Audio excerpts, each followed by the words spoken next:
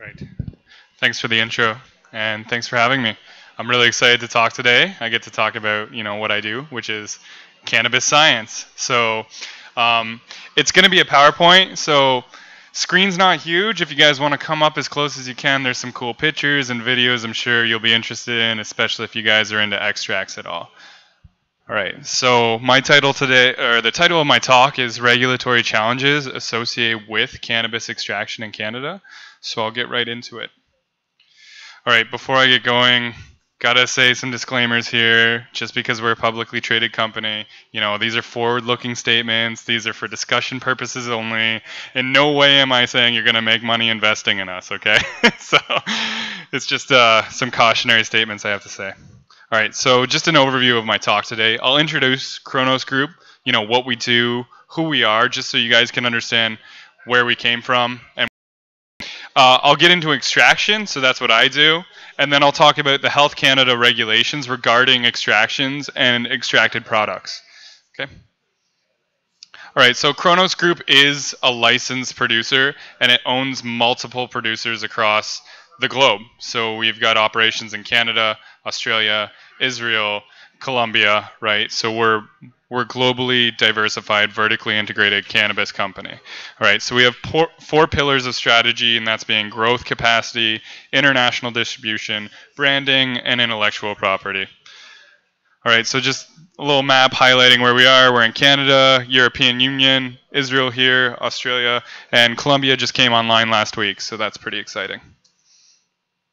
All right, so Kronos Group started with kind of acquiring Peace Naturals, which was, a licensed producer in the Stayner area, so that's kind of by Wasaga Beach, Ontario. So it's a state-of-the-art 325,000 square foot indoor grow facility.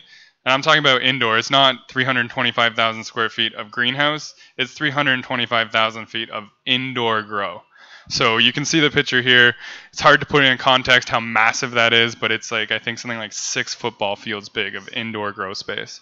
So it's gigantic. We also have a 30,000 square foot greenhouse that's an R&D greenhouse. So we try to learn as much as we can about greenhouse growing in a small 30,000 square foot greenhouse, and then take those best practices and give them to our Colombian partners or our Israeli partners, or where the climates are better for growing greenhouse cannabis. But as far as Canada goes, it's indoor, right? We've got horrible winters here, but we want ideal climates for growing cannabis. You got to put it inside a building. All right, we also have over 150 different genetic cultivars at Peace Naturals. We have a custom-built CO2 extraction department with lots of post-processing, equipment. Our facilities are GMP certified, good manufacturing practices. That allows us to export around the globe with our cannabis. So that's a little bit about Peace Naturals' capabilities. And I think we have a really interesting history too. So I'll just get into, the history of Peace Naturals. And I'm sure Matt Murnoff here could speak a bit more about the history because he's been around since day one. But in 2013, we were the first non-incumbent Health Canada licensed producer in Canada. So we were number one, which is pretty cool to be, fully regulated, federally licensed. We got our first oil license in 2015. So that was using the bubble hash method. Is anyone here familiar with that? Straining cannabis through the mesh bags in cold water. So Health Canada actually granted us the first license in all of Canada to do that. And that's how we used to do it. Right. In 2016, that's when Kronos Group came in and purchased Peace Naturals. In 2016, we were also the first company in the world to export cannabis legally, which is really cool. In 2017, Germany came and inspected us and gave us that GMP certification. So, we had our proper SOPs, proper sanitation procedures, validated all of our growing methods, and the German government gave us a license to, export our cannabis to the European Union. So in 2017, we started building this building called B4, which is over 200,000 square feet. And in 2018, it was completed. So 1 year to build that monster, massive, giant building. And then also this year, we were the first cannabis company in the world to be traded on a U.S. stock market. So the NASDAQ, so we're traded on the NASDAQ. All right, so Peace Naturals, kind of the distribution and the brand. So distribution is always going to be in Canada. And we're also going to distribute to all the medicinal countries in the world. So Germany and Poland right now, with more coming online.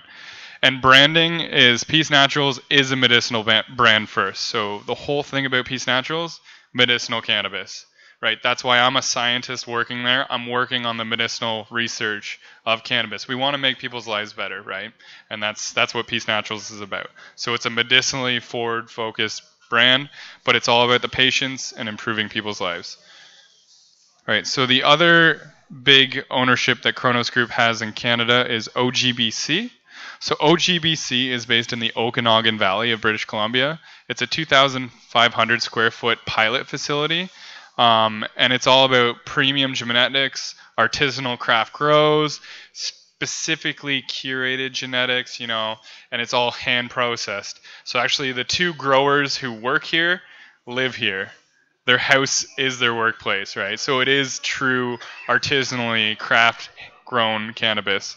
So OGBC is our platform for our recreational brands, and it's just focused on small batch sizes and handcrafted cannabis. So the one brand that we launched this week out of OGBC is Cove. So Cove was born in harvest for that brand. Also, all the extracted products coming out of there, none of it's going to go through any solvent post-processing. It's going to be as natural and full spectrum as possible. So it's kind of our top quality brand. All right, and there's also a pop-up store that came up 600 King Street West. So go check it out. We partnered with Beta 5 Chocolatiers, so we're serving up some fine chocolates and educating you all about our brand. So go check it out. It's open for, I believe, another week or two. Yeah, it's really cool, so check it out. All right, so another ownership by Kronos Group is in Israel. So we partnered with a kibbutz, which is a socialist farming kind of co-op community. And we've created a greenhouse grow in Israel. So it's going to be super low cost, but also premium cannabis because Israel has some of the best conditions in the world naturally for growing cannabis. It grows like a weed there. So we also have Kronos Australia, another partnership. So this is more to open up to, the Australia-Asia market and get our foot in the door there. So indoor grow in Australia as well. We just announced a joint venture in Leamington. We're going to build some massive greenhouses there, some multi-million square foot greenhouses, right? It's all going to be GMP certified so we can export it all over the world. And then we've also announced our joint venture down in Colombia where it's going to be another massive greenhouse project with GMP compliant cannabis. So we've partnered with MedMen to create MedMen Canada. So anywhere there's going to be private legalized retail, it's going to be Kronos Group and MedMen 50-50 partnership. So we're going to supply them with all our cannabis. Right? MedMen is huge in the States. I don't know how many people are familiar with MedMen, but people call it like the Apple Store of cannabis dispensaries. It's a very much one-on-one experience with bud tenders who actually use the product and they know what they're talking about. So we partner with them to distribute all of our products where we can. All right, we distribute through Dell Pharma and Pol Boskamp in the European Union right now. So that's Poland and Germany respectively. And then there's other medical jurisdictions coming online soon. So finally, so this is my favorite partnership that we've done. So this was just announced this week. Kind of a cool deal. So we partnered with a company called Ginkgo Bioworks. And what it is Ginkgo Bioworks is going to take the DNA and the genes out of the cannabis plant, and they're going to put in yeast, and we're going to brew pure THC just like you would brew alcohol. Or we're going to brew pure CBD, pure CBC, right? So cool, like scientific experiment, but it's also huge on the economic side. So this whole project is contingent on the idea that they're going to produce a kilogram of purified 99% THC for $1,000 or less. A purified kilogram of THCV for $1,000 or less. You can't even get THCV at a kilogram scale right now, pulling it from plants. We're going to genetically modify yeast to make us those rare cannabinoids, and we're going to start determining the medicinal effects of these cannabinoids that you otherwise wouldn't have access to a large amount, right? Everyone here is familiar with the entourage effect. That's all the cannabinoids working together. It's not just THC. It's not just CBD. There's hundreds of other cannabinoids, and they're in tiny, tiny, tiny little amounts growing naturally on the plant. Well, what this project is going to do, we're going to take these rare cannabinoids and we're going to produce purified kilograms of it, start reintroducing them together and be like, you know, you have this ailment, we've got this cannabinoid cocktail that can do it specifically. So this is going to help us launch our, you know, pharmaceutical kind of formulations moving forward. All right, so that's Kronos Group. Had to plug it. But now I can talk about, you know, the real thing here, and that's the regulatory, you know, restrictions we have as extractors in the industry. So just a short background about myself. I study at University of Ontario Institute of Technology. It's in Oshawa, Ontario. So I have a background in molecular biology and synthetic organic chemistry. So my graduate studies, I chemically modified RNA molecules to make chemotherapeutics, and then I tested them in vitro cell lines to do preclinical assessments of those chemotherapeutics that I was creating. So then after my graduate studies, I became a lab manager at University of Michigan in Ann Arbor. Go Blue. So I was running a virology and bacteriology research laboratory. So we were studying antibiotic resistance and disease resistance in general, and actually working with patients in the hospital, cycling through antibiotics to try and, you know, breakout of antibiotic-resistant bacteria at the hospital at University of Michigan. And then I made the transition over to the cannabis industry. You know, somebody I went to school with told me, "Hey, Gord, I got a pretty sweet gig. We need somebody who can set up the extraction lab here at Emblem." And I'm like, you know, I love my job. I love working with disease. I want to cure disease. He's like, no. Sold me on the whole medicinal side of it. And then I, you know, immediately switched careers when I learned how medicinal cannabis was. So I went to Emblem and I developed all of their oil production methods there and worked on their research and development projects. And then that's when I got headhunted by Kronos Group. So they found me, they approached me and offered me a job to, you know, kind of run the extraction lab and work on the R&D department there. So I switched over to Peace Naturals about 2 years ago. So there I'm kind of in charge of the oil production, and I do all the chemical and analytical research and development work there. So that's my background. So let's talk about extraction, right? So the medicinal compounds in cannabis, they're kind of locked up in the flower is kind of how I see it. So they're in the trichomes formed on the bud. The trichomes are producing cannabinoids and producing all of the terpenes, right? They're physically bound to it. And they're also in their non-psychoactive acidic form. So a bud is full of THCA, which isn't psychoactive. It actually needs to be heated to turn into THC, right? So that means you have to combust and inhale this cannabis product to get, you know, the activated form of these cannabinoids, right? It's not the best way to consume cannabis is inhaling it and smoking it. Vaporizing is very safe, but most people still, you know, light joints, light bongs. It's not good to breathe in all that stuff because just through the process of combustion, you're breathing in all these carcinogens, you know, carbon monoxides being formed. You're actually destroying some of the cannabinoids. You're destroying the terpene profile.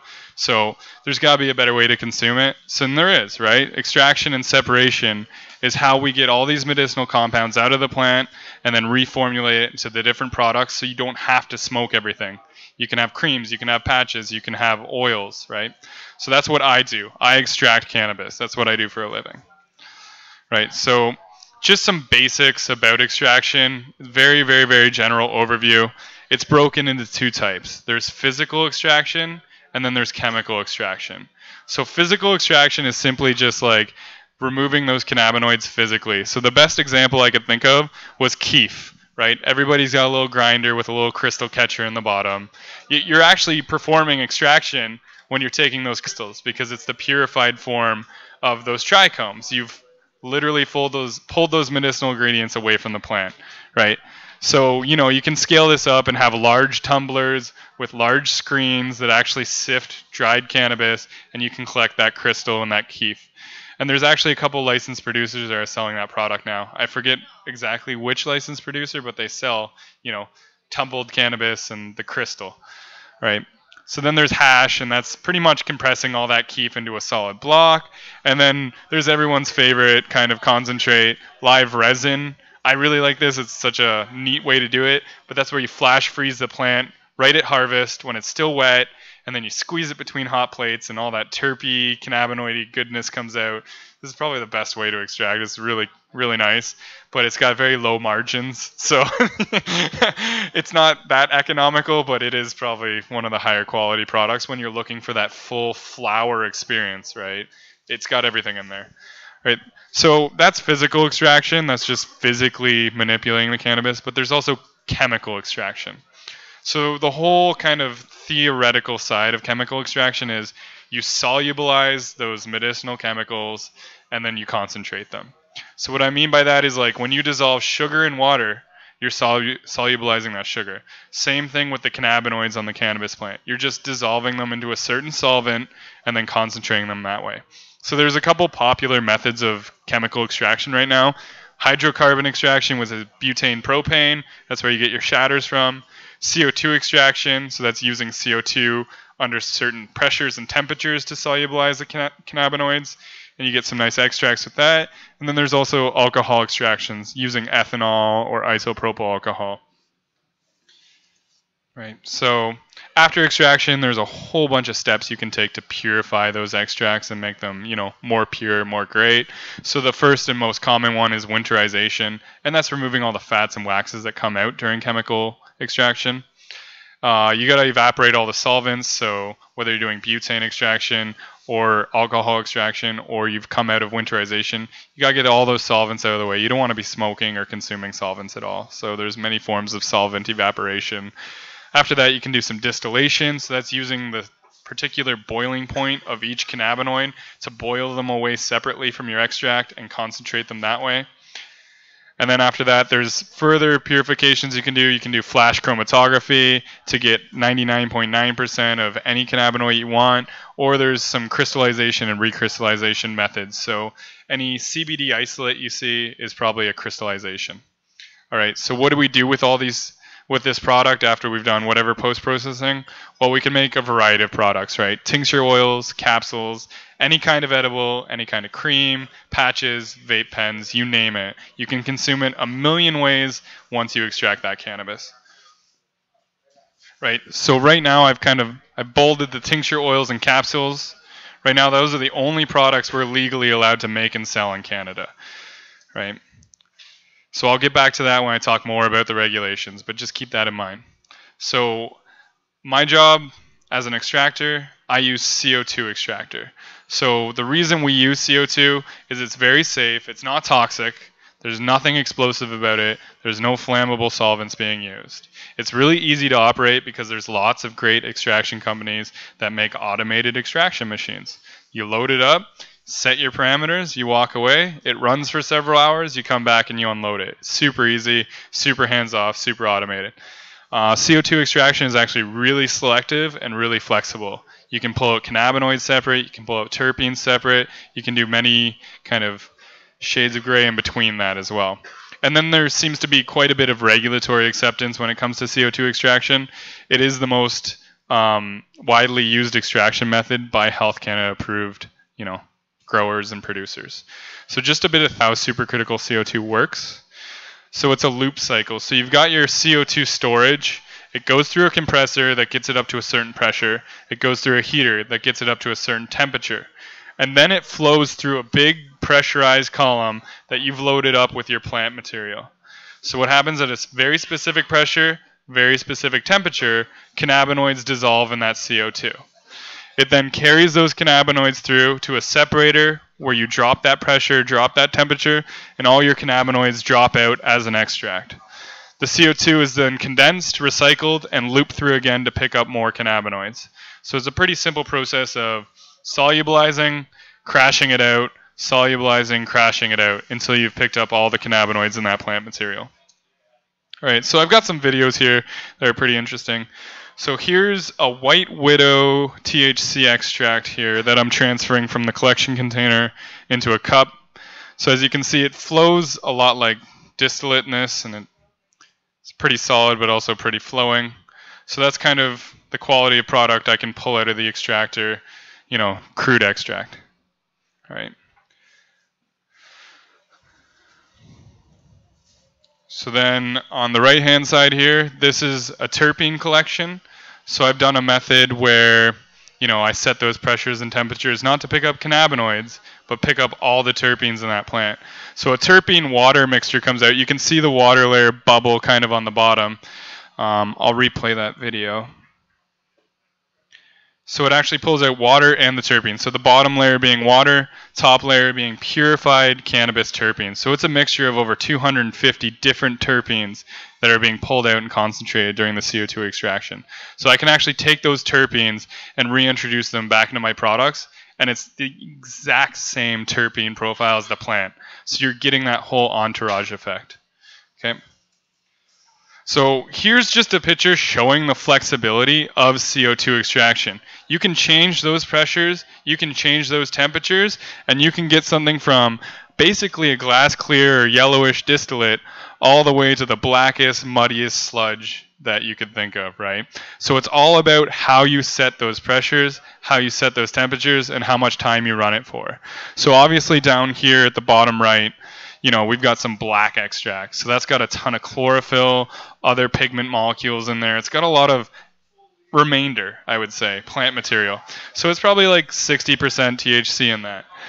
Up here at the top left, we've got pretty much honey extract, and that tested at above 90% THC. So CO2 has that flexibility to make whatever kind of extract you want. Just depends on your procedures and how you do it.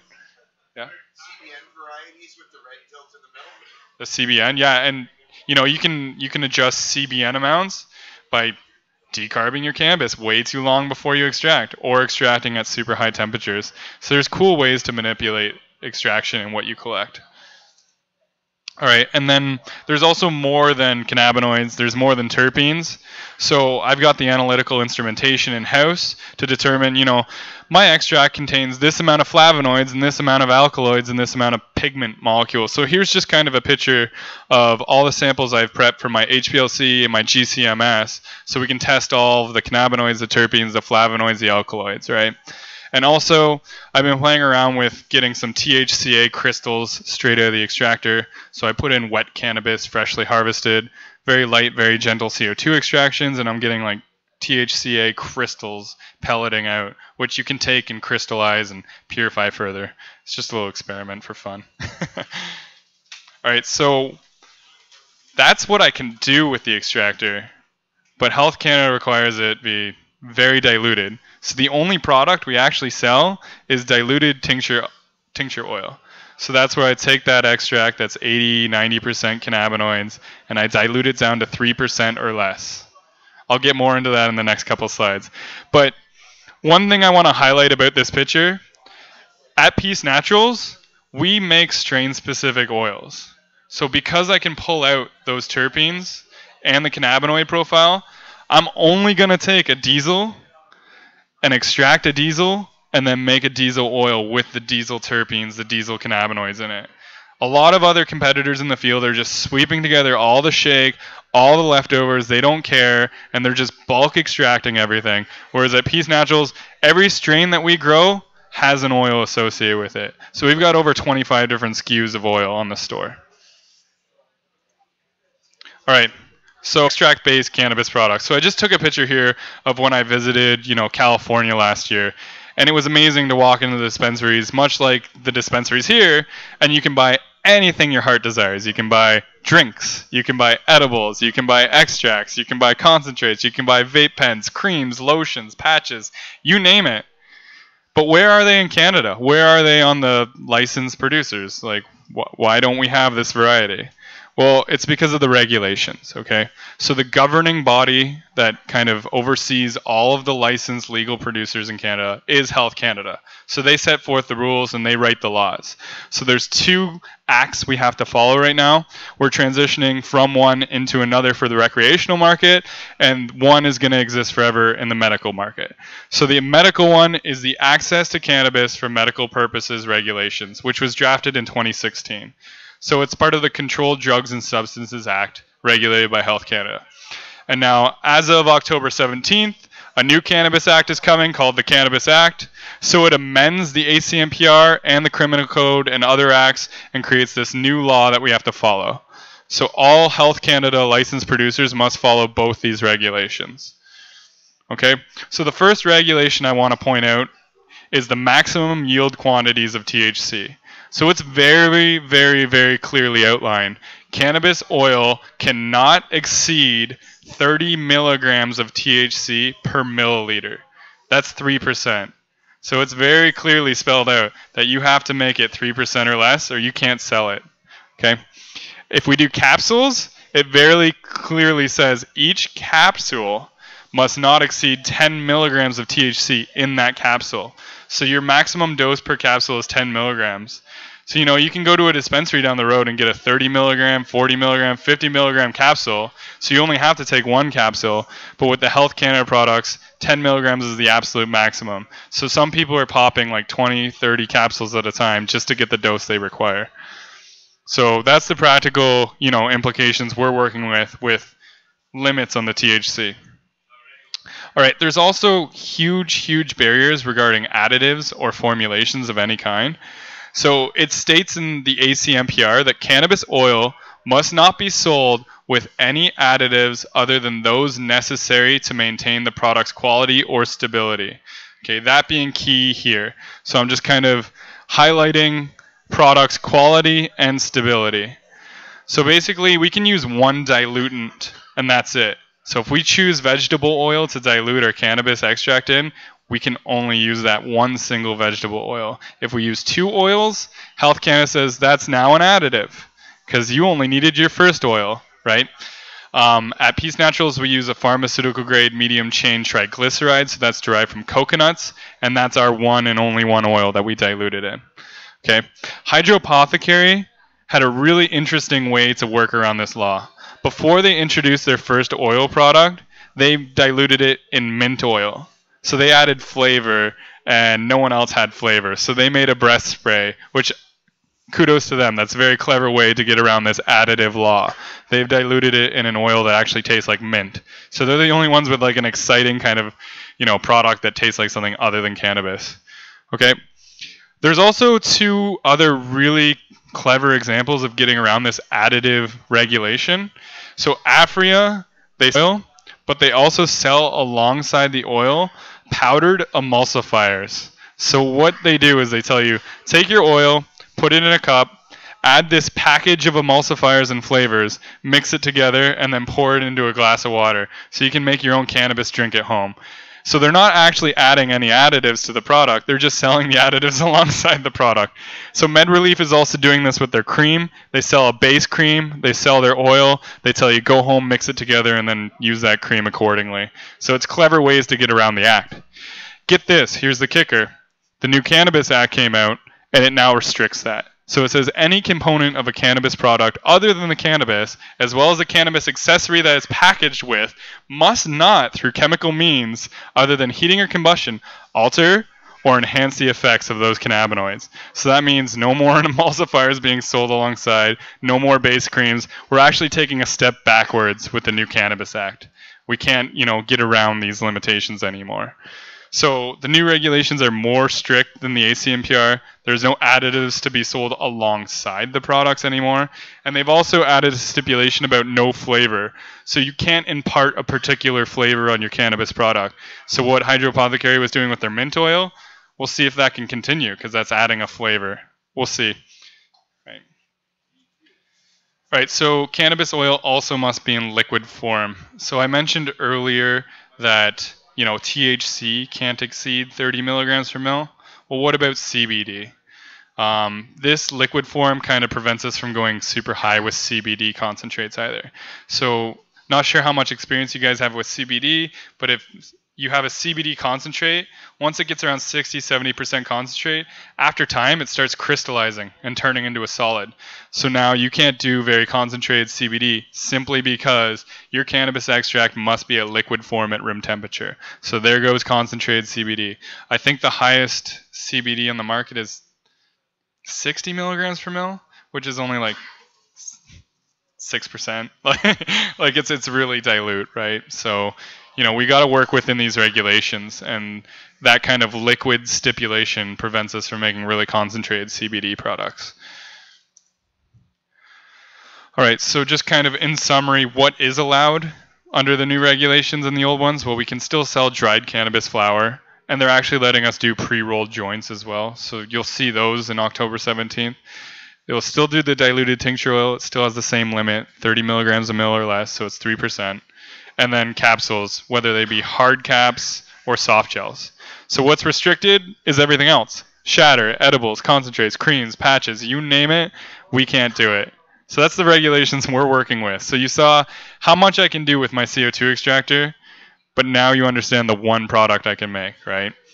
I'm with you guys. I want to make all these products. Our hands are tied by the regulations right now. So, in summary, regulations regarding extraction and extracted products are pretty restrictive.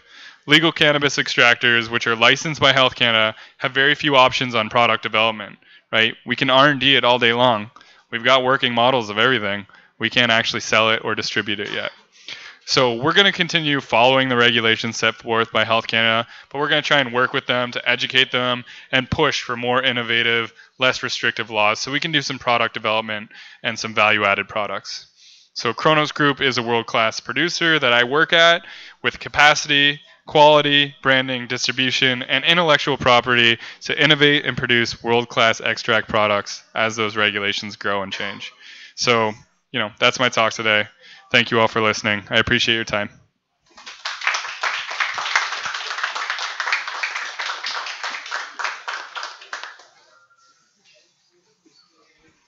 Does anyone have any questions? This is really cool. It was like watching like a really interesting science show, but in real life. So thank you so much, Gord. And you'll be around if people have questions. Sure, yeah. All right, cool. Thanks so much. Again, give it up.